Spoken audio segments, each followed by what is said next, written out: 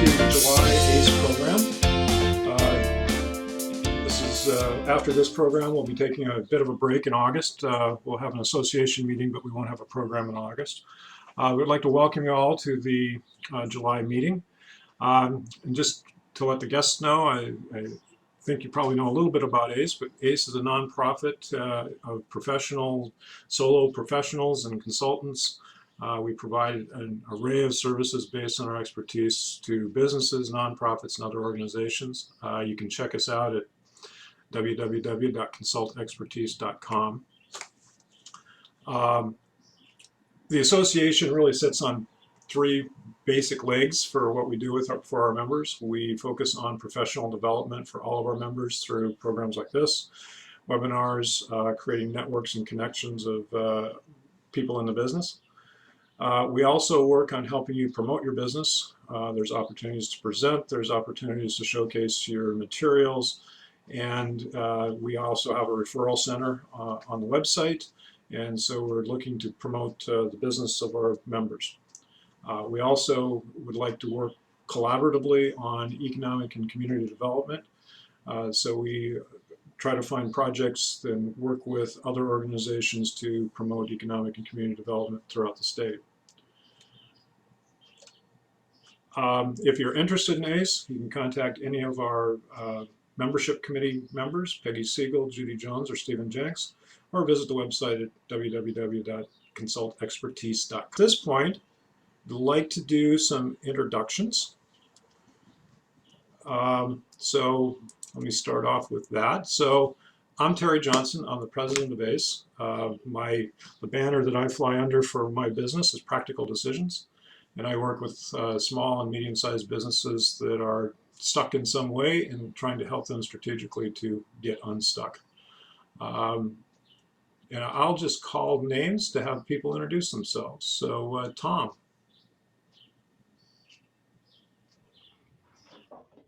Good morning, I'm Tom Rinehan. I live in Yarmouth, Maine. I am a leadership consultant. I work with individuals and small businesses and help them with their leadership skills. Thank you, Tom. Allison. Hi, my name is Allison Bishop. I am a financial coach, and I work with companies to institute financial wellness programs as an employee benefit. John Shorb. Good morning. John Shorb in Scarborough. Been with ACE for a number of years, served on the board and the program committee. Dana Morris-Jones and I are the Delphi group. We've worked with a wide range of businesses and organizations, from small family-owned businesses to Fortune 50 international corporations.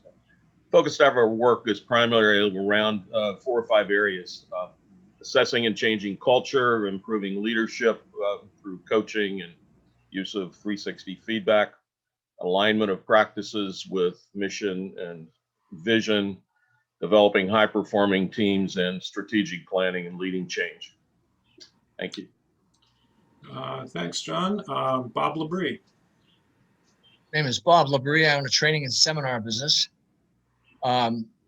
focusing primarily on sales, but I also do customer service, leadership, management, and communication with small to medium-sized businesses.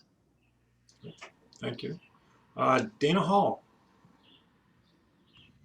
Hey, good morning, folks. My name is Dana Hall. I'm the principal for FranNet, which is based in Massachusetts, but I also cover New Hampshire and Maine. I was introduced to Priscilla a couple of years ago, and I'm trying to potentially build some additional contacts in business in Maine. So the last meeting was very interesting. I had a great conversation with Mr. Benson afterwards, and this topic is of particular interest to me, so I jumped on again. So thank you for having me. Great, welcome. The next Dana Morris-Jones. Good morning. I'm also in Scarborough. John said pretty much everything there is to say about the Delphi group. So I'll just say personally, one of the things we think we bring to our work that's a little different is our different backgrounds. John is an electrical engineer by training and worked for Procter & Gamble for many years. And I'm a behavioral scientist, PhD in psych.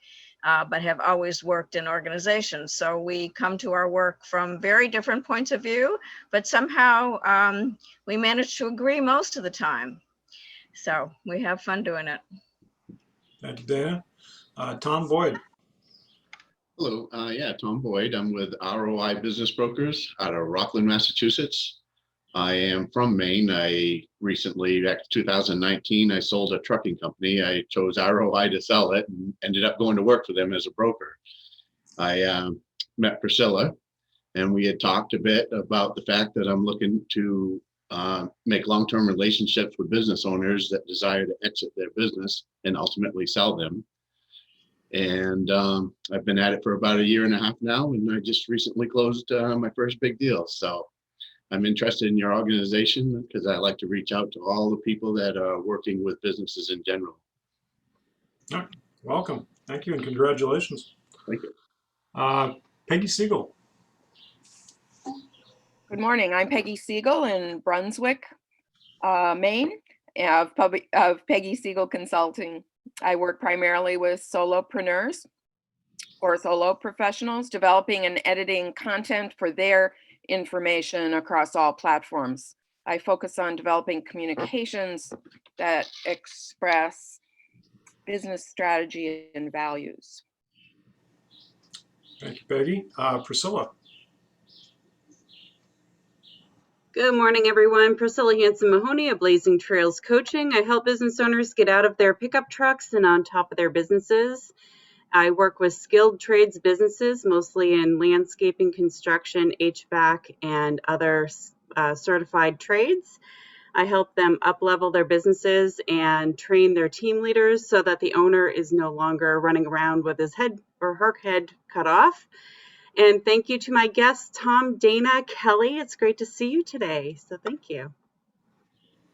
Thanks, Priscilla. Sam Bishop. Hi, Sam Bishop, Pace Consulting Group, afloat in Portland Harbor. I do general management consulting for small and medium-sized businesses, pretty much throughout New England, but mostly here in Maine. We work doing everything from strategic planning to exit strategies to everything in between. Great. Thanks, Sam. Kelly Flagg. Hi there, I'm Kelly Flagg. I'm a human resources trainer and consultant, and I help companies with their annual compliance requirements. So sexual harassment, diversity and inclusion, and other trainings where companies may often just pop a video on for their employees. I tend to make that training more engaging, more memorable, and more effective. Great, welcome. Carrie Yardley. Good morning. I'm Carrie Yardley. I'm an attorney. I'm also vice president of ACE and chair of its outreach committee. The outreach committee helps connect members to the community and to connect the community to members. So if you want to get in touch with me and talk about opportunities at ACE to do either of those, please do. I just put that contact information in the chat. Thank you, Carrie. Felicia Garant. Good morning. I'm Felicia Garant of Garant Consulting. I'm located in my home office in Falmouth, and I work with attorneys, accountants, and trust companies to help their clients administer estates and trusts. So I serve as either a trustee or a personal representative, or I can also help an appointed trustee or personal representative get through all the details that are involved in trust and estates administration. Thank you, Felicia. And Terrence. Hi, I'm coming from Chicago. I'm unemployed right now, but I worked for about 30 years in international education and community development. Great, welcome. Okay, I think that was everyone. So I will turn it over to Tom Rinehan.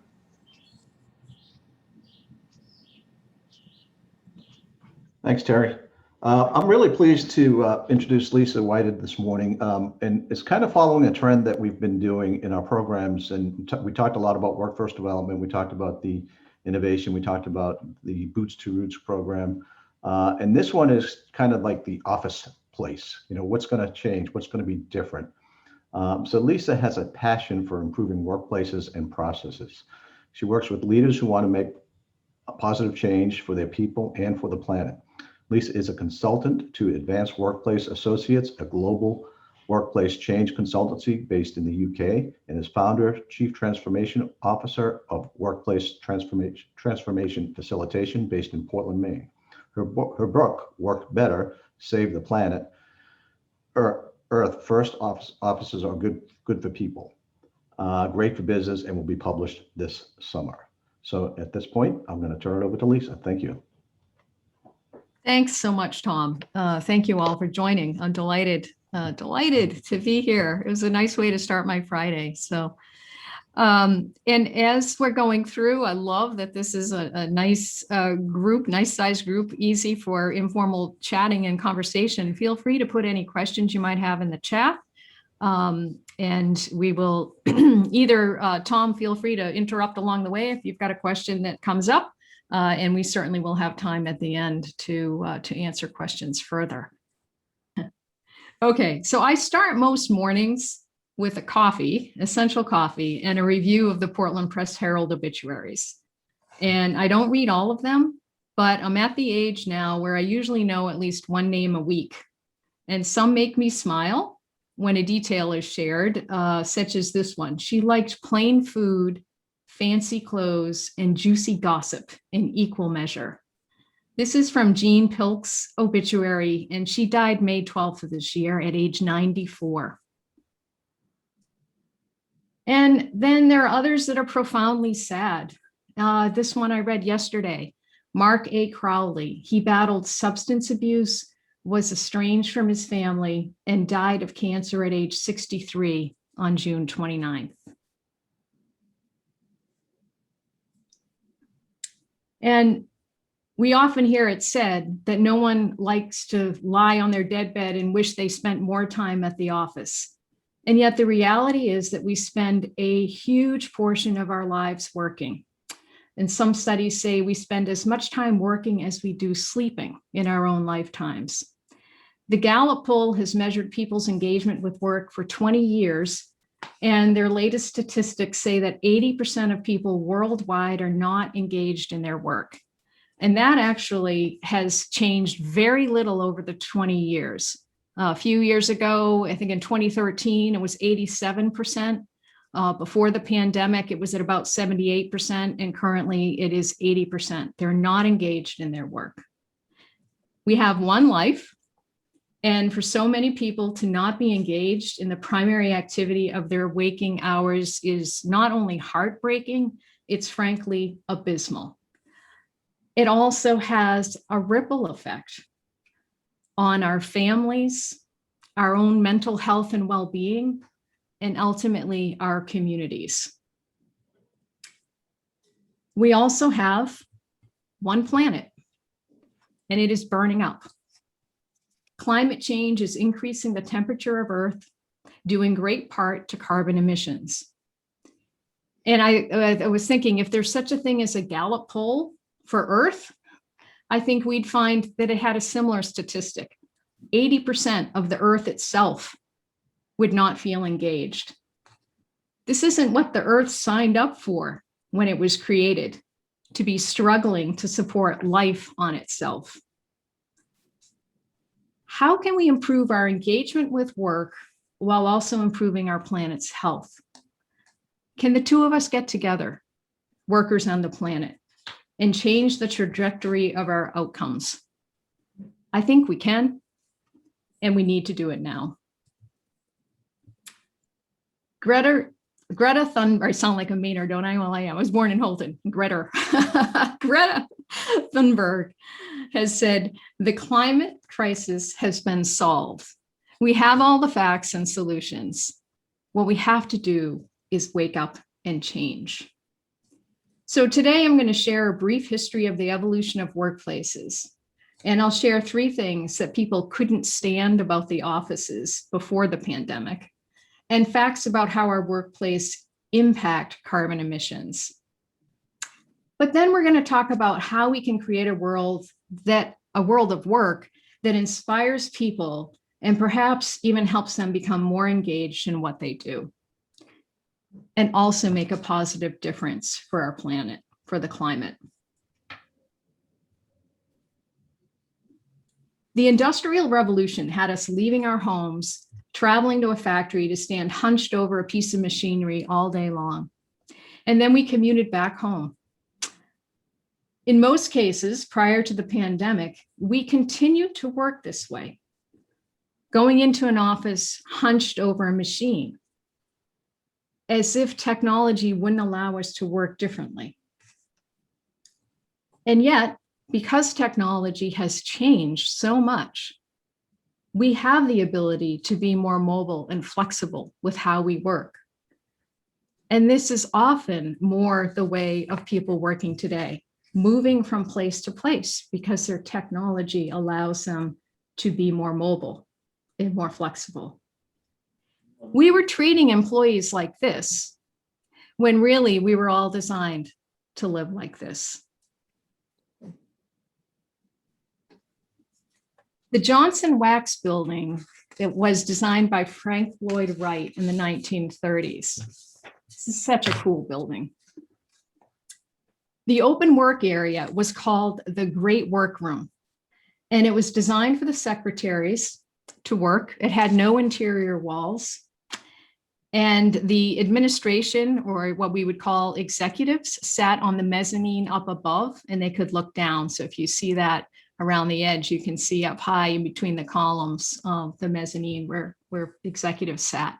These columns are amazing. They are 9-inch diameter at the base, but the top expands to 18 feet diameter, those circular tree-like columns that Frank Lloyd Wright created. And in between, there is natural light coming in from clerestory glass and skylights that allowed light to filter into the space. I find this little fact amusing. Frank Lloyd Wright also designed the furniture, which was manufactured by Steelcase. And he intentionally designed a 3-legged chair because he said it would help with people's posture. They'd have to keep 2 feet on the ground in order for the chair not to tip over. And evidently the president, Johnson, had Frank Lloyd Wright sit in one of the chairs, and he himself tipped over. And afterwards, they determined they didn't need to use those chairs anymore. Robert Probst was an inventor, invented over 100 different patents different ideas that he came up with. And one of his patents was for the Action Office that was manufactured by Herman Miller. Bob Probst was hired by Herman Miller in the 60s, and he designed the Action Office to promote productivity, privacy, and health at the expense of efficient use of space. So I want you to think about that. He did it, and if you look at how this is laid out, it was very much a landscape type of configuration, not the rigid ice cube trays of Cubicleville that we have seen more recently, and certainly that Dilbert, the comic strip, has made quite a bit of fun of. And Probst said that he had no intention of creating cubicle farms. So from there, the Action Office 2 evolved. As you can see the difference. It went from this much more organic configuration to very linear and very compartmentalized. And I'm, sad to say, I'm part of this. My first job out of school in 1983 was with the local Herman Miller dealer in Portland. And I designed offices like this. I clearly remember laying these out with little templates and pencil and paper. And as I said, but Probst himself said, the cubicalizing of people in modern corporations is monolithic insanity. He really was quite disturbed that his invention had come to this. And of course, all along, we also had private offices. We've always had private offices, right? And often they are ringing the perimeter of the building, blocking any natural light from getting into people who are typically lower on the totem pole who are in workstations in the inside of the space. So that's what I thought was very interesting with Wright's design of the Johnson Wax building, in that he had the natural light filtering in from above. And the folks that were on the mezzanine, they didn't have perimeter offices blocking windows. I thought that was I don't know how we lost that along the way. How did we lose that? And then when you think about the office, the private office, it often, early on, does anybody recognize this one? I'm curious. Any Netflix fans of this series might recognize this is Don Draper's office, one of Don Draper's office in Mad Men. So often the larger the office, the higher the status, the greater the status. And it still is to this day. I mean, sad to say, I was working with a president of an insurance company a few years ago, and he was very focused on how large his office would be and to ensure it was larger than certain others in the organization. It's just ingrained. It's been part of our culture that size equals status. And then more recently, we've seen offices become more home-like, or try to become more home-like, with lounge type spaces and a choice of areas to sit, and potentially encouraging people to move from place to place. But as we know, it's not a case of build it and they will come. So much of what we do in the office is based on habits. I call it a petri dish of habits, and often they're poor habits instead of good habits. So we can't just build it and hope that people will come. We need to, especially senior leaders, need to model how they want the spaces to be used and show up and use the spaces to give their people permission. Employees, just like kids, it's not what you say, it's what you do. And we need to remember that. Now, pre-pandemic, the top complaints in the office, there were 3 primary complaints. 53% complained of interruptions during their workday.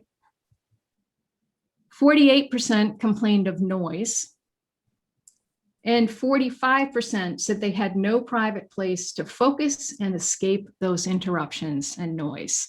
They didn't have rooms like this, focus rooms, where they could go in and shut the door and just focus for a few hours, whether it's to write a report or have a call or just not be interrupted, to sort of be off the grid in their work. On top of that, again, these are pre-pandemic statistics. Before COVID, on average, offices were empty.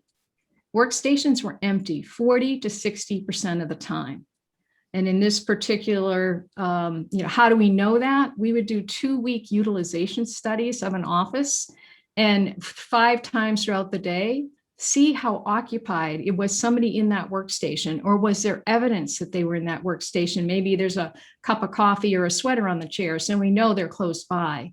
Or is it completely abandoned? So those metrics were measured. And this is just an example of how space was underutilized. This is from a smaller office, 288 workplaces that were measured. At the maximum, they were occupied 63% of the time, on average 48%. And then we looked also without Fridays, because we know Fridays attendance in the office tended to drop off anyway. So even without Fridays, it was 53%. Offices were not used that much. And this is workstations. I should indicate private offices, those that had private offices were often empty 72% of the time, which makes total sense, right? Because those that are in private offices are often higher up in the organization, and it could be offsite with clients or in meetings, and no need to be in their office. So given all that, pre-pandemic, the state of the office, the state of the worker, the other thing we need to know is that commercial buildings contribute 39% to carbon emissions. So what that means is the carbon that it takes to construct buildings and operate them, the embedded carbon and operational, contributes 39% to carbon emissions. There is a huge opportunity to rethink our world of work so that we can work smarter, allow people to be more connected and more productive, and use less space. The pandemic, as terrible as it's been, I cannot imagine a bigger global event. I can't imagine something on such a global scale that would happen so quickly to immediately have people working in a different way. It impacted so many. And again, I know there are many workers that I'm not talking about those that are essential workers that have no choice and have to be on the front lines. But there are, I think it's around 52% of our work can be done remotely. 52% of workers are in a type of work situation where they could work remotely. And those are the ones that I'm talking about that we could make a difference. We also know post-pandemic or during, I can't say post, sadly, we know where things are right now, but where we're at right now, recent surveys, 94% of workers say they would like to work 1 day or more remotely. 79% said they would like to work 2 or more days remotely. So we know, and if any of you have read the letter from employees to Tim Cook at Apple, there is a strong pushback by employees to employers who are saying, get back into the office. There is a strong pushback for many reasons. Concerns about safety, psychological safety, concerns about the virus, still dealing with issues around home, helping people who are sick or early child care, homeschooling. There are many issues that people are dealing with. But the biggest one is people realize they can be productive. They can be more productive in many cases than they were before when they were in that office, distracted, having noise and no place to focus. Working from home has given that to them. And so there is a way that we can think about work, but it requires us to change habits that we have had for a really long time. Okay, so there's a different way forward, but it's a challenge for many to think about. In our lives, there are so many activities where we share resources. When we are on a plane or a bus, we share seats. When we're in a restaurant, we use a table that others use also. When we're in a cab or an Uber, when we go to the supermarket, I go in and get a cart, do my shopping, and I put it back for others to use. When we go to the library, we can take books, sit in a church pew. So many of our activities have to do with sharing with other people. But in our world of work, we've never had to share the desk. We've never, ever had to share a desk. There are 3 things in my life that most of us, I think you might agree, don't share with anybody. I don't share my toothbrush. I don't share my phone, and I don't share my bed pillow. I share my bed with my partner, but not my pillow. In the US, we don't share a desk. It's just the way it's always been. And yet, when we look at patterns of work and how we can be more mobile and have choice in where we go to work, there really is no reason to have 36 or 42 square feet dedicated to every person in a workplace.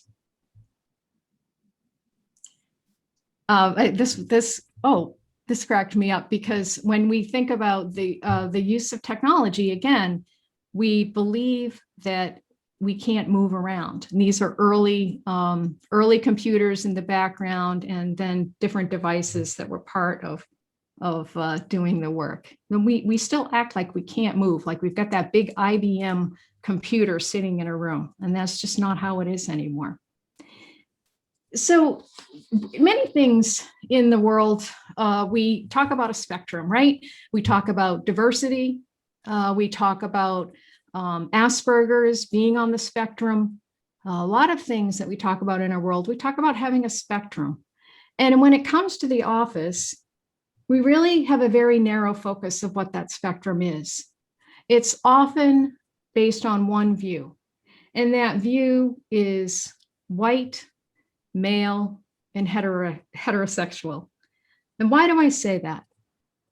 Because for one reason, thermostats. If you go into an office that has air conditioning, often women are shivering, they've got shawls and blankets, sometimes even electric heaters at their feet in the middle of the summer, because the air conditioning, the thermostat, it's calibrated. I'm not saying the thermostat was set in the office lower, but 72 or 70, the actual thermostat is calibrated based on a man's metabolism. That's how it's manufactured. And then sensors for faucets, touchless faucets or doors are also calibrated for light skin. They can be adjusted, but typically they're installed calibrated for light skin. And those with darker skin will tell you how they are in a public restroom and frustrated they can't get the water to turn on. And then restrooms are also designed with a singular view of biological and technical requirements of sex segregation, that there are only two, male or female, when in fact, gender is also a spectrum. So there's all these other people that workplaces leave out. They're not included. Vision impaired, people of color, indigenous, people with ADD, dyslexia, ADHD, trans people, Muslim, mobility impaired. Yes, we have the ADA, but we certainly could do better to make sure our spaces are inclusive. So how has COVID impacted all of this? Well, we do know, as I said, remote work has increased dramatically. Before COVID, only 5% of people worked remotely 3 or more days a week. And now we have 95% working remotely 3 or more days a week. Again, these are the white collar workers. They don't include all aspects of work like truck drivers. We know productivity is up. So Leesman, you know, the way Gallup measures people's engagement, Leesman measures workplaces performance. That's what they do. And when they measured people's sense of productivity at work, it was 64%, and at home, it was 83%. People have been more productive. Again, if they haven't been homeschooling or have other issues, their home working experiment has been a little different than a typical home working experiment. And as I said, many prefer a hybrid approach to work. So this is showing that sweet spot of 2 to 3 days a week. And this is by age, but even, you know, the difference between under 25 and 55 and over, not a huge difference. 2 to 3 days is a sweet spot. We have seen that younger people may want to work in the office a little bit more because that's also part of their social life. How many people do you know that have met their partner through work, their life partner through work?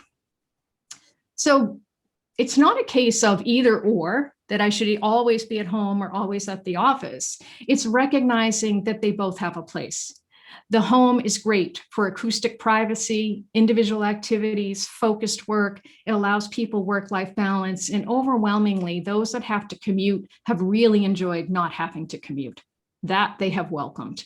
There's also that ability to personalize your home office, to have it truly reflect you. And I certainly don't need to worry about what bathroom I use. The office often has better ergonomics. It's got a variety of settings to support work. It allows people to connect, learn together. It allows them to have a social aspect that maybe is missing when they're working remotely.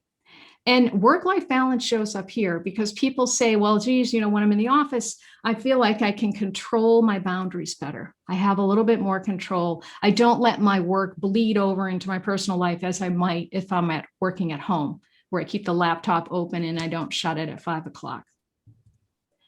So really the key is, and this was shown before COVID, that choice is what people want. When people have choice, it increases their performance, their well-being, and ultimately their productivity. And this is what I mean by the potential of less space. This is data from the Advanced Workplace Associates.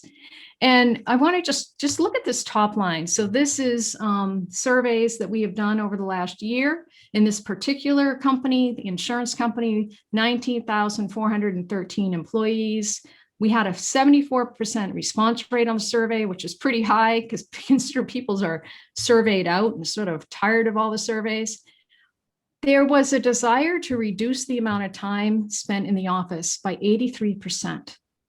As a result, that organization is looking at their real estate portfolio and rationalizing the use of the space and going to be able to reduce their footprint 82%. Because they're going to embrace new ways of working. There's still office space. There's still a way that supports connection, but they're recognizing that they can give people the flexibility they crave and be smarter with their use of space.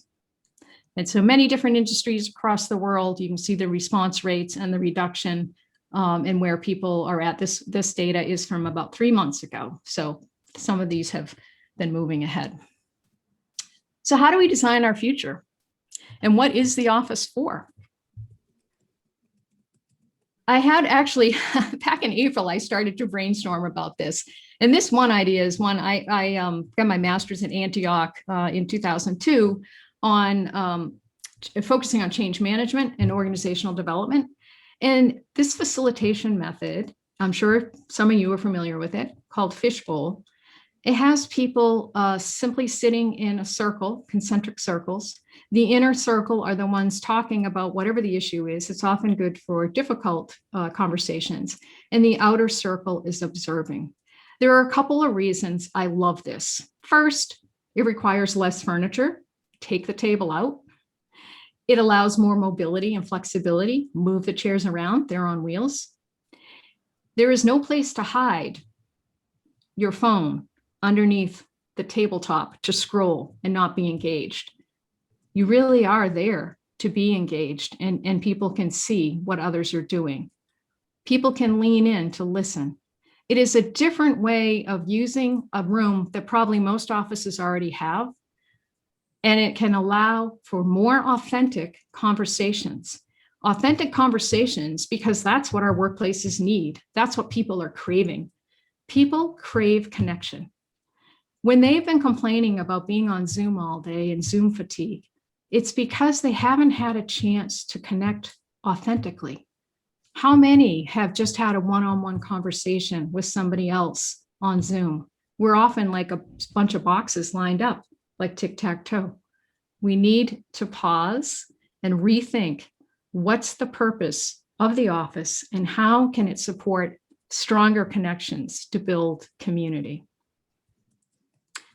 The other idea is a spark station, brainstorm. People have said, well, we need the office to brainstorm. Well, let's rethink what brainstorming can look like. So many times it's just this rectangular table in the middle of the room with these chairs sitting around it. But what can engage people more is opportunity to move, to get up, to talk, to draw on the walls, but also take advantage of digital collaboration.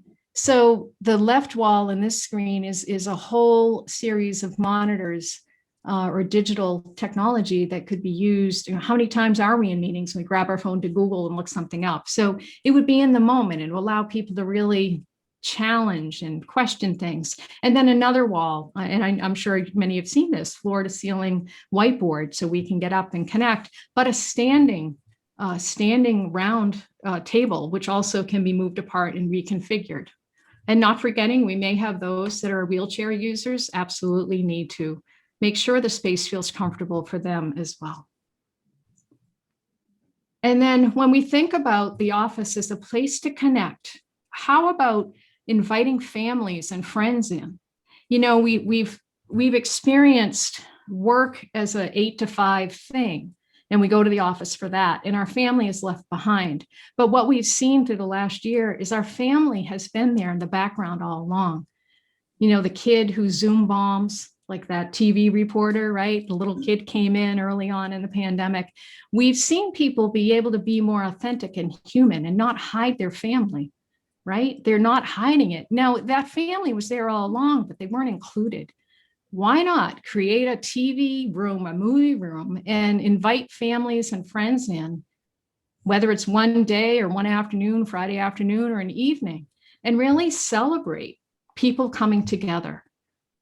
And that space can be used for so many things. It can be used for presentations to clients. It can be used for, just learning and development with your own people. A lot of opportunity to rethink, and much needed. I've been advocating this for several years now, that these focus rooms and solo rooms are for everybody to use. And they are not that big. They are about 64 square feet, which is 8 feet by 8 feet, or even as small as 6 by 8, 48 square feet. And they're not an office. They're not assigned to anybody. You can go in. All right, so I'm a recovering Catholic. Think of it as a confessional. Anybody can go in and use it, but there's no priest on the other side. You can go in, use it, shut the door. Maybe you use it for 3 hours, 2 hours, you write a report, and then you leave it, and somebody else could go in and use it. But it's set up to support your work. There's a large monitor, you can hook in your laptop, it could be a sit-stand desk. It could also have another chair. So if you want to do a one-on-one with performance evaluation or check-in with managers, you're able to do that. So the key is usable by everybody and not typically reservable for more than 2 hours at a time, but it's up to the organization to decide how they want to use these spaces. And then quiet zones. So think of the quiet car on the train to be able to go into a space, again, open for anybody to use, but when you're in this space in the office, nobody else is talking, you're not having any phone conversations, your notifications are turned off. So just like you're in the library, it allows you to use the space, respect others, and be productive. And everything, everybody, every place could use a meditation room, a prayer room, or a wellness space. And it shouldn't be something that was an old closet that's repurposed, just really thoughtfully created, thoughtfully designed. Think about the amenities, think about natural light. If it is a prayer room, provide a proper foot washing station. Let's give people places for respite. God knows after the year we've been through, we all need this. And I would advocate that people should help try to carve this out of their own home too, if they can. But we should provide it in the office just for our own well-being and mental health. And finally, gender neutral restrooms. It's been solved. It's been created. It's by an organization called Stalled. These are totally private. Anybody can use them. They take up the footprint of a typical restroom facility. And there's no question then when I go into the restroom, if I'm choosing the wrong gender, I know where I'm going. And finally, to take advantage of the outdoors, right? We've got this gorgeous natural resource, especially in Maine. Why aren't we out there now? We got the mobile devices. We can go for walking meetings. I've heard folks lately, my sister-in-law in California has a coaching consultancy base business, and she'll call me up and we'll do a walking meeting. So we're both out walking on our phones and chatting. It's a lovely way to allow people to connect and remind them why we want to work differently, right? To save this gorgeous planet that we're on. So what's next? We know COVID turned the world upside down, but it also showed us what's possible. And it's choice. That's at the center. We want choice to do all these different things. And choice today could mean an office, but it also means recognizing home and other places. That's what we're looking for. So the way forward, and here's a business case to support it. In the data that's come back conservatively from Global Workplace Analytics, who also testified in front of the US Congress a few months ago about how the government could adopt more remote working. Conservatively, we can save $3,000 per person. An organization can save $3,000 per employee on time, money, and health. The organization profits $11,000 per employee that works remotely 2 to 3 days a week because of improved productivity, lower absenteeism, and less office real estate and operating costs, and the greenhouse gas equivalent of taking the entire New York State workforce off the road if the data is followed 2 to 3 days a week. So the planet model, which my book gets into, is got 2 L's. I am dyslexic, but I do know planet is not spelled with 2 L's, but it's clarifying the organizational why, being clear on your purpose, using intentional language, being really clear about the type of work you're supporting and not using ambiguous words like open workplace.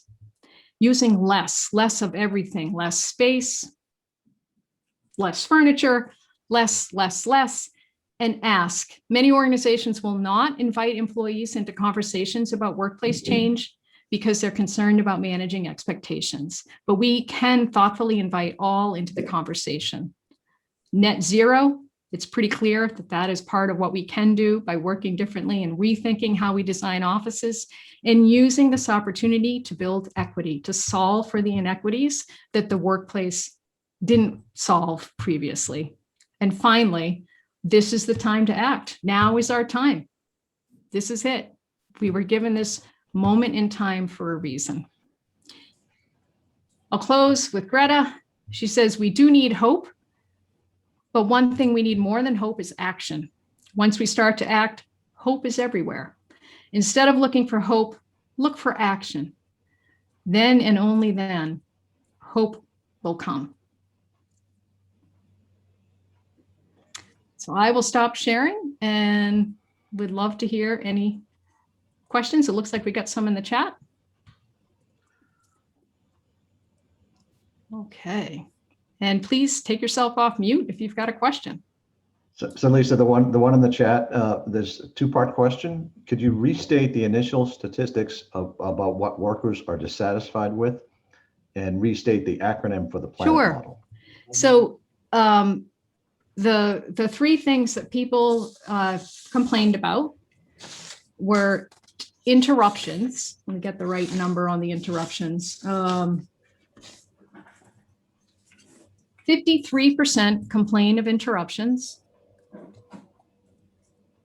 48% complain of noise. And 45% say they have no private places to escape the noise and interruptions. And the planet model, I'll actually put in the chat as well. P is purpose. L is language. The second L is less. Isn't it funny? You have to stop to remember how to spell a word. A is ask. N, net zero. E, equity. And T is time.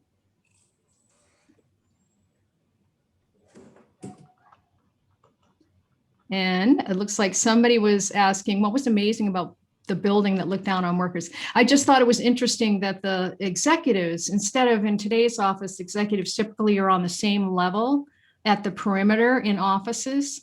In the Johnson Wax building, they were actually up on a mezzanine at the perimeter and looking down. I just thought that was interesting. And yet natural light was still getting into the workers. So that's why I commented on that. Yeah. John. Hi. Hi. Thank you for your presentation. I just want to support one of the illustrations and suggestions that you shared, that being the appropriate use of fish bowls. Dana and I, for years, have been part of the faculty of the NTL Institute of Applied Behavioral Science. You may know Edie Seashore, who is a well-known Antioch graduate also, and who headed up NTL for some period of time.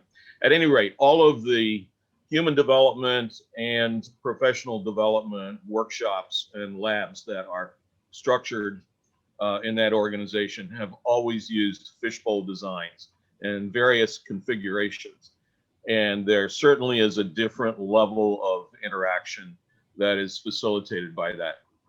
So there are times and places, but there are more times and places for circles than not. John, I have said, what do you think our legislative bodies could do if they reconfigured the council chambers? Right. I know one of the things that Dana and I don't react well to is being invited to meetings that are in the standard boardroom setting. So sometimes with nameplates kind of welded to the table. Yeah.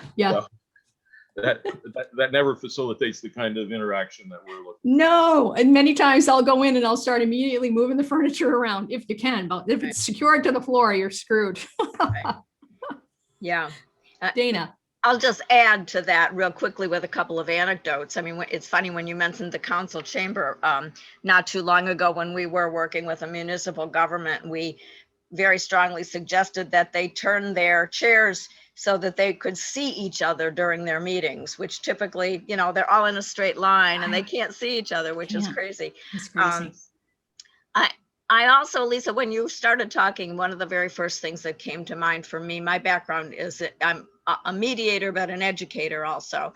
And way back when in education, open classroom was all the rage.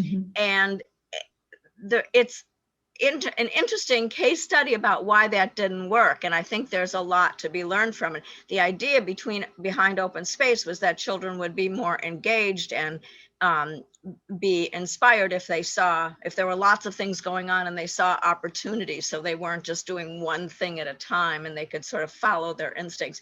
It didn't work for a number of reasons. One is that it was more expensive and people misused it. They just took out the walls without creating the technology. But the other reason is that not all children responded the same. And I think one of the really interesting things to learn from that is that we are all different. Not everyone is comfortable with openness and flow and creativity and all of these wonderful things.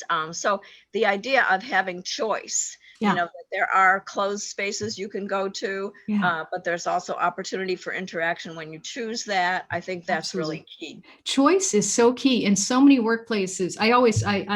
Maine is lucky. We're often so far behind the curve on certain trends that we miss it completely. And that's a good thing. Because when people talk about open workplace, very few companies in Maine did the open workplaces that are big in New York and Chicago with wide open seas of desks. That we leapfrogged that in a good way. But now when people are thinking of the office, they absolutely need to think about choice in these ideas of places that support different ways of learning, working, engaging, you know, giving people that privacy. There's a way to be equitable, right? And we got to recognize that. It just means thinking differently. It doesn't need to cost more money.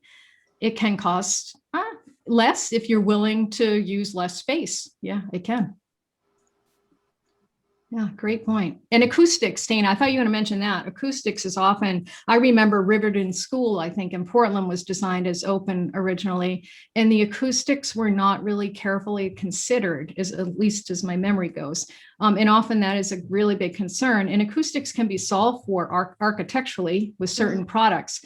But the behavioral piece is the really big one. We need to let people, I call it a working together agreement, where we come together and decide how we're going to interact, and that we will use moderate voice levels. I know we don't need to talk really loud, but people need to agree to that, and then hold each other accountable for behavior.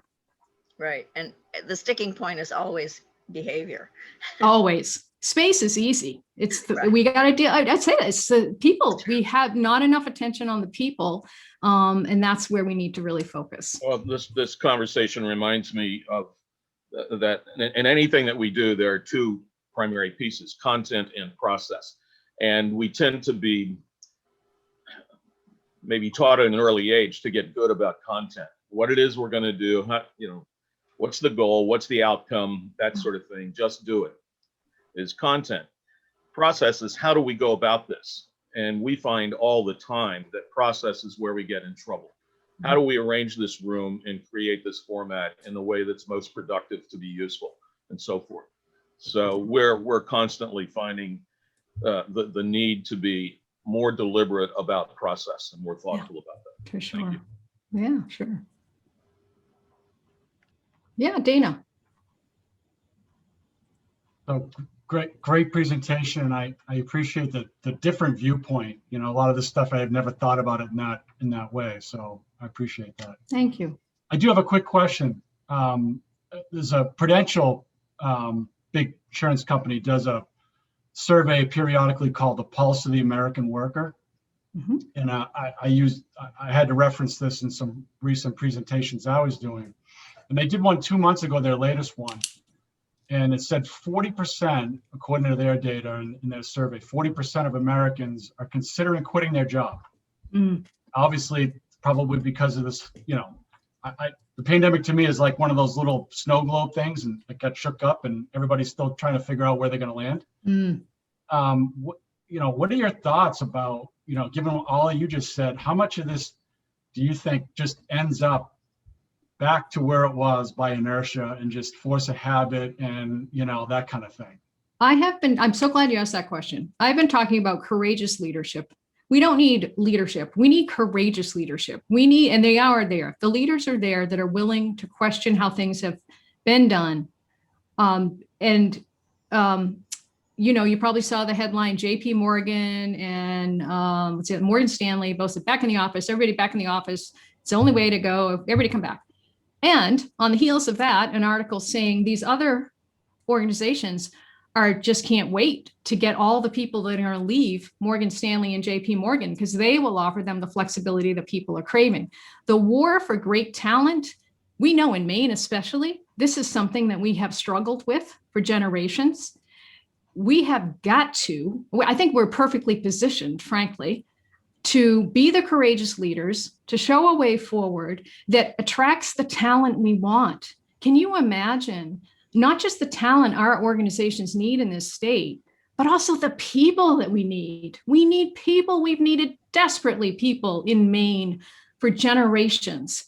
They can come here and build a beautiful life, have all of our wonderful natural amenities. They could work for any organization, right, around the world, potentially, but why not have them work for our organizations? But I think we need to recognize that we've got to, I think the winners in the war on talent will be the courageous leaders that are willing to offer flexibility, that are not afraid, don't want to run things the old command and control way. They're willing to embrace what technology can do for us and allow people to thrive. Think about that 80%. Man, you know, even if we could drop that to 70%. I don't know. I got a little rambly there, but yeah, I'm clearly passionate about this idea. So thank you for your thoughts. I appreciate it. Sure. Yeah. Hi, Robert. So I got a question for you. My wife works for a pretty good sized organization. For the last year and a half, she worked at home and was actually more productive. Yet as soon as the COVID started to slow down, everybody had to go back to the office. It was almost like the command and control. I thought that was an interesting word because I think that's what it's all about, is being able to actually observe people in their work environment, making sure that they're doing what they're doing. Do you find that you get rebuttal when you talk to people about this?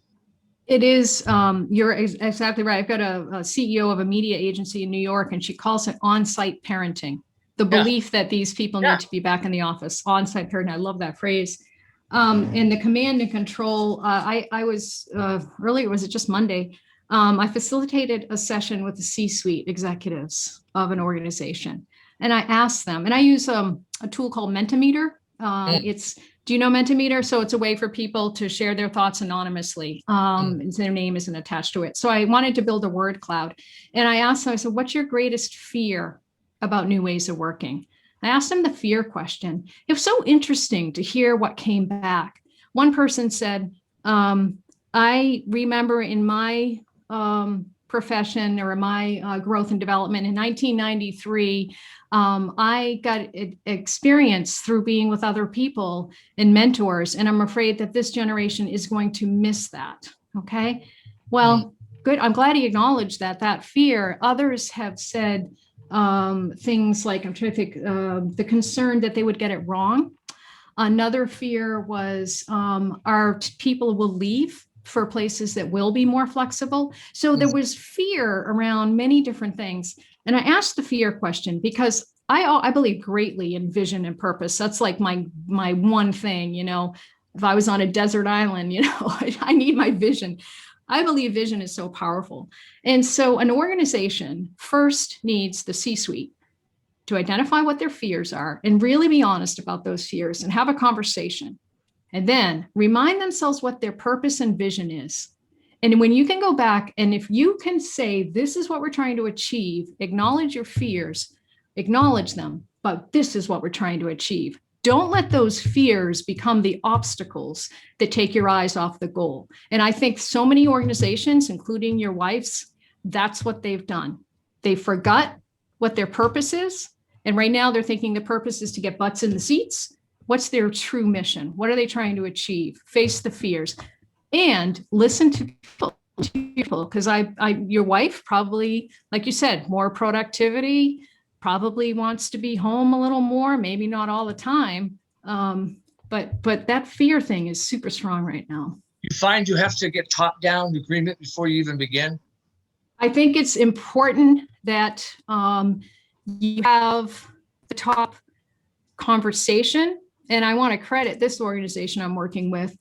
The leader there said, I want all of my managers and even below to have these conversations before we make a decision. So he essentially said, I want the lowest level manager to be the ones that are having the conversation to bring it back to us. And, two organizations can come up with the same idea 2 to 3 days a week, but in how they message it, if one is directive, it feels like I don't have choice. If the other, what was it? Twitter said you can work remotely forever if you want, or 2 to 3 days a week, whatever you want. Now, chances are the sweet spot will come. Most people work 2 to 3 days a week, but because they gave choice, people need choice versus the organization says, you like Apple, you must come back in 2 to 3 days a week. So it's how it's positioned too. But not enough organizations listen to their people. So many, I've been designing workplaces for more than 30 years. And when I, earlier on in my career, I wanted to talk to employees and was told, sometimes, no, you don't need to hear from them. Later in my career, I said, if you won't let me talk to your employees, then don't hire me. I'm not the person for you. And let me give you another name of somebody who will, because I know how important those conversations are in building buy-in to change and ownership and pride, right? People want to feel connected to the work they do, and they're often at the mercy of the change instead of being invited into the conversation about the change that impacts them more than anybody else. Do you find employee engagement goes up with these workplaces? Yes, because I measure that. So, and if they do a great place, best places to work, we'll look at those scores as well. But yeah, we do pre and post surveys, and those are, engagement is definitely one of the metrics we look at. Yeah. Lisa, can I jump in for a second? Sure. So I don't disagree that people are less, or some people are way more productive at home. And I love choice. But sometimes I think the individual person might say, I'm more productive at home, I'm going to stay at home all the time. But they're not seeing like the mentorship. Like they're not saying maybe it's worth it to be a little less productive at the office. Like we all benefited from being in an office. I mean, I assume we all did. I did, and having that interaction. And I think for people, I think there can be a reason, or what am I trying to say? Maybe full choice is not always the answer because it's not best for the organization, even if that person is most effective and wants to be at home. So I absolutely agree with talking to the employees and knowing what they want. Yeah. But I don't think that should be the only driver. There might be reasons that the organization will do better by having some parameters around, what the choices are. Absolutely. And yet we also, I completely agree, Allison, that needs to be a holistic look, and it's also not a one size fits all. But I think often there have been many people on the spectrum, different issues that they're dealing with, that they go into an office that doesn't support them. And so we need to recognize that we can do better if we do think that's what needs to happen. I also think we need to not be afraid of technology and recognize what technology can do for us, what it can do for people. And this collaboration, I was on a panel a few months ago and they talked about water cooler moments and this and that. I mean, would you read the whole, projection of your business on a random chance that you're going to run into somebody at a water cooler?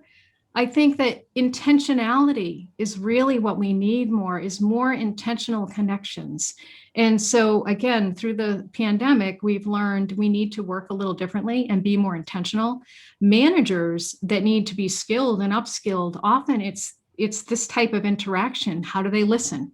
How are they reading body language? And just if you're seeing the face, how do you ask questions that really get to what's going on? I was on a panel with Adria Horn from Tilson a few weeks ago. And what was their phrase? We know the thing is not the thing. So when somebody comes to you with a thing, an issue, she says, we want to go deeper. What's really the issue? The thing is not the thing. I absolutely love that. That's Adria Horn from Tilson who said that.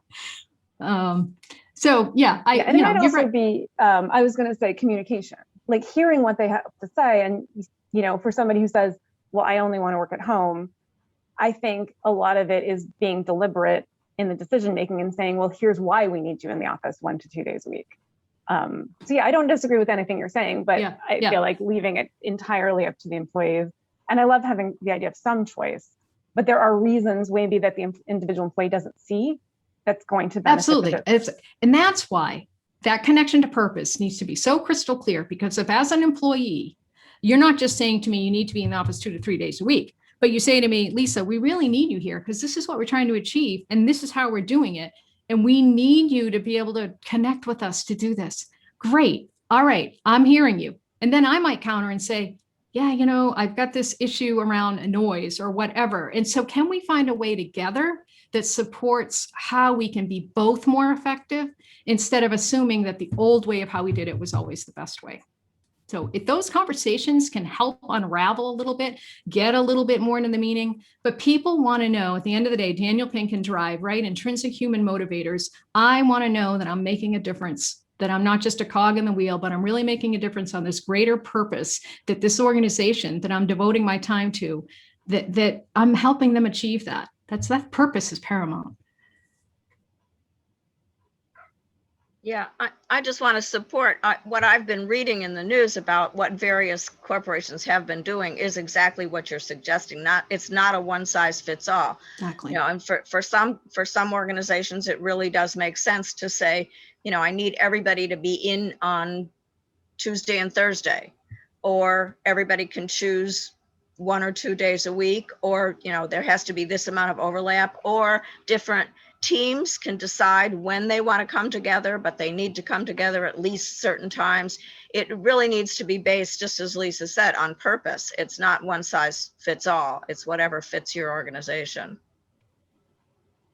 Yep, for sure. There's also a great, I'm sure you've heard of ROWE, Results Only Work Environment. Cal Newport, he wrote Deep Work. I'll put this in the chat. But he also just wrote an article for the New Yorker. I think it is called Making Remote Work Sustainable. Check it out. Really good article, a lot of good information there as well. So, you know, I'm sure you guys have heard this story too, but the old holiday ham story, where every year, you know, they go to cook the ham, they cut the ends off, put it in the oven, and finally somebody says, why are we wasting so much meat? And they go back 5 generations, and the great grandmother's oven was so small, she always had to cut the ends off. So we keep doing the same thing without pausing and saying, why? Is there a different way? Have things changed over 5 generations? And maybe we could be doing things a little differently. So it's the other systematic inventive thinking, SIT, as a brainstorming process. I just would love to see more organizations bringing that in. Just have a SIT brainstorm session with your employees and see what can come out to change how processes are done or the work environment is created.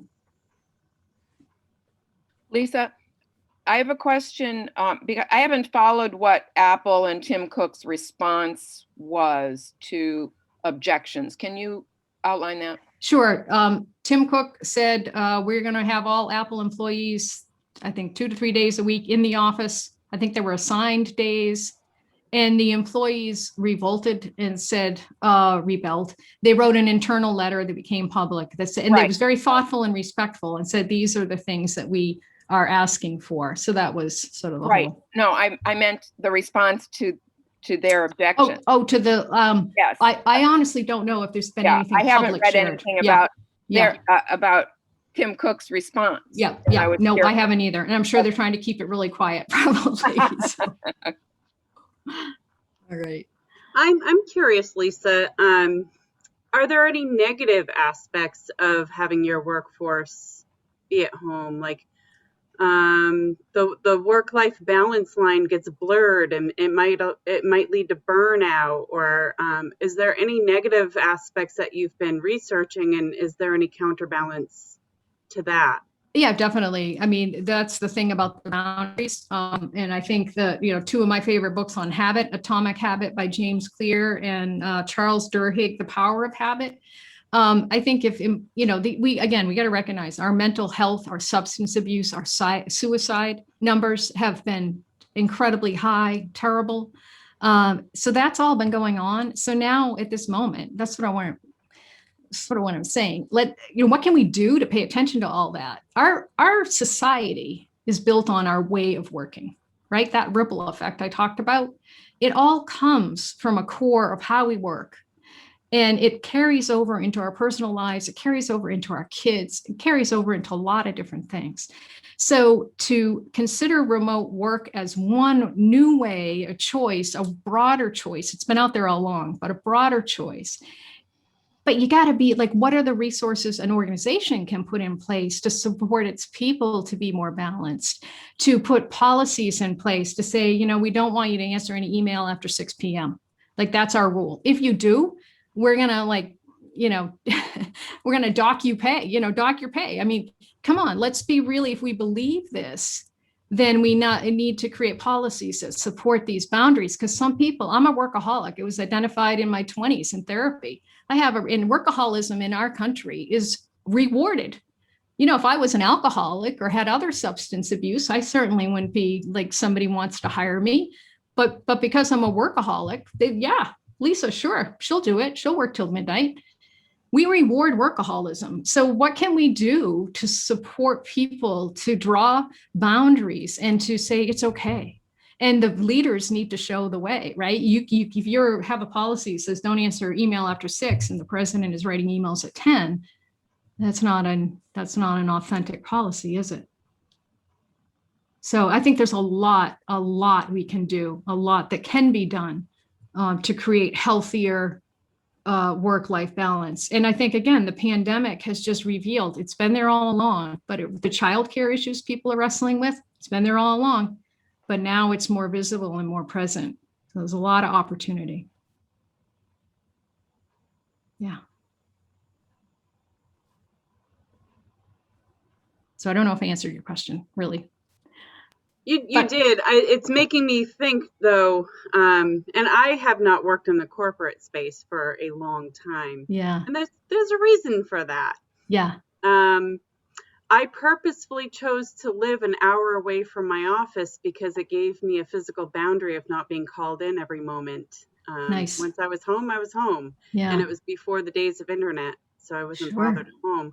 But I'm just imagining myself in a world with no shut off, no valve, and the pressure it was to compete in some of the industries that I worked in. It would, you're right, it would have to be a huge culture shift.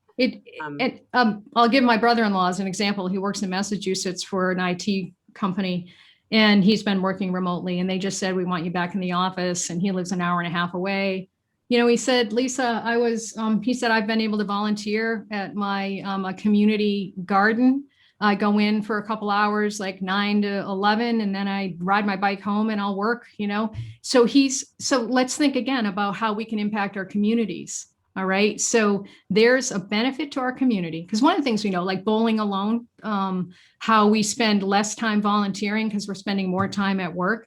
So if we rethink how we work and it frees up people to get back into their community, to do good for our community, doesn't that help raise everything? That's the benefit. If we can think differently about the 8 to 5 mentality, flexibility And yeah, there are organizations that customer service, you're expected to be available certain times. You've got to be there. You got to do that. But if there is a place for flexibility, why not encourage people to be able to give back in that way? And many have said, without commuting, I spent more time exercising. I spent more time with my kid. I was able to go to the softball game. They're still working, but they're able to have that flexibility to be more present. Your talk is also, I work with public facing industries. We provide services, and so there's no remote work, working from home typically.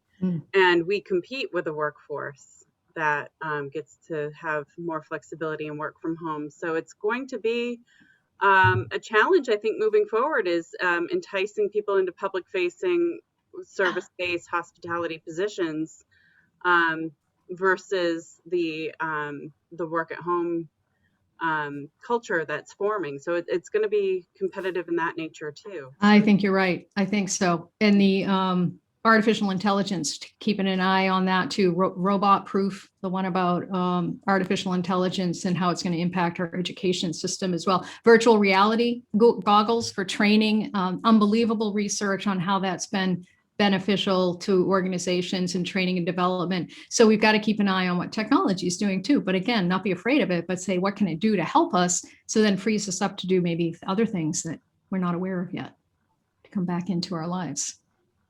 Yeah. But it is interesting. There is a flip side to your point, Priscilla. My sister-in-law works for the federal bankruptcy court in Boston, and they have not been allowed back. So she's been home and she's losing her mind, like she wants to go back 3 days a week, maybe not all 5, but that breaking it up. Right. And so, I'm friends with, I'm friends who work for like Unum and IDEX, and they're younger. They're about probably 15 years younger than I am. They could not wait to go back to work. And part of it was just their home life didn't support focused work. They have children, they have kids, they have dogs, spouses, and so they also they're very social people, so they couldn't wait to get back. So I think but like you're saying, Lisa, if you provide the alternative or the choice, there's probably some industries too. My brother-in-law is the vice president, I forget his title, but anyway, of a bank, and when it first hit, he was told all 100 of his employees had to work from home, and these are bank employees, so confidential, financial information stored, in a cloud server somewhere. So it was a very expensive switch to flip, and he's like, I'm gonna bring everybody back because it's too expensive to maintain that secure network out, in their homes. Sure. Especially with all the Russian, hackers and whatnot. Cybersecurity is very real threat. A lot of concern to pay attention to there. And I don't know in our world why things get so polarized, left, right, Republican, Democrat, remote, in the office. The idea is it is a spectrum. Yeah. And people are not one size fits all, and there needs to be choice. So really what I'm saying is there's an opportunity in this moment to rethink what that office is that you go back to rethink how it's configured, how you interact with people, and to potentially use less space to think about that impact ultimately on the climate. I mean, that's become a passion more recently for me as I age.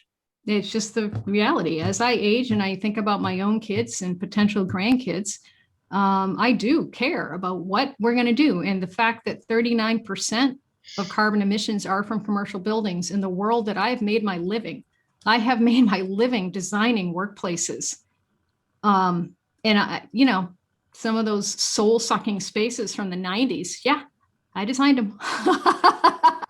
So, I think that one life that I started with, thinking about your own obituary, where are we going to make an impact and how can we help people have a great time while they're here on the planet? So Bob and then Tom. So real quick, so when my wife started working at home, she hated it. I've been self-employed since 2000, so I love it. To me, that open workspace would drive me bonkers. It'd be way too much noise, way too much activity. So I like this. She went back to work and realized she really missed the client at home. So she actually went into kind of a semi-retirement mode and takes Wednesdays as 1 day off a week. She's back. She's on a 4-day, and eventually we'll go to a 3-day, and eventually we'll retire ultimately. But Nice. so what you're talking about as far as doing some time at work and some time at home, she's actually doing that. And it was because of the psychological shift from first going from the office space here, then back to the office space and realizing she kind of liked this, it's weird. So a lot of times we don't know until we experience it, and it's hard to get there. Yeah. Tom? We talk about distractions. It's funny because I was waving to a neighbor that was walked by and could see in my office. So I would like to say, though, I found this all very interesting. Priscilla invited me and listening to you.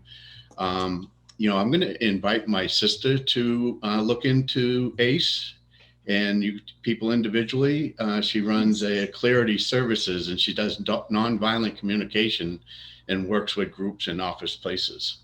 Cool. So I'm going to introduce her to all of you. Awesome. Thank you very much. Thanks, Tom. Great. Okay. Did we run out of questions? I think we have. Nice. All right. Lisa, thank you very much for your time and your interesting presentation. And as I communicated to you through email, we will send you a memento of our organization and as a thank you for speaking today. So we really appreciate your time. Thank you. It's an honor to be here. Thank you so much.